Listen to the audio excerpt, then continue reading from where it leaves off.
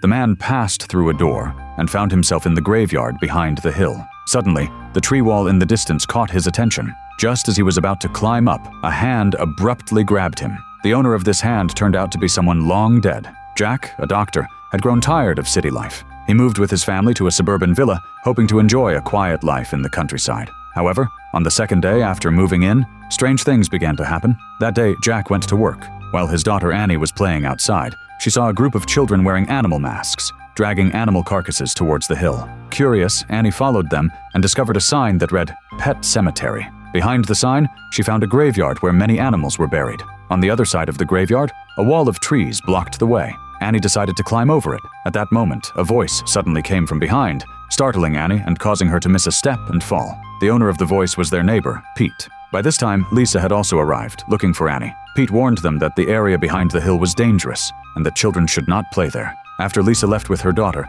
Pete stood there for a long time, staring at the graveyard. It was clear he knew something. Meanwhile, Jack was busy trying to save a boy who had been in a car accident at the hospital. The boy had been hit by a tanker truck and dragged for several hundred meters, leaving him in critical condition. Despite Jack's desperate efforts, the young life could not be saved. Even for Jack, who was accustomed to matters of life and death, this was still hard to accept. Suddenly, the lights began to flicker. Jack turned around and was shocked to see the dead boy sitting up, staring directly at him. When Jack came to his senses, the boy was lying back down, as if everything that had just happened was an illusion. On the way home, Jack nearly got hit by a speeding tanker truck while waiting at a traffic light. One troubling thing after another. The only thing that gave him a slight sense of comfort was his relatively harmonious relationship with his neighbor, Pete. That night, Jack heard someone calling him in his dream. He got up to search and saw someone walking into the room. Jack followed and found himself directly entering the hill, arriving at the pet cemetery. As he tried to climb over the tree wall, a hand grabbed him, warning him never to go beyond. The person who grabbed him was none other than the dead boy.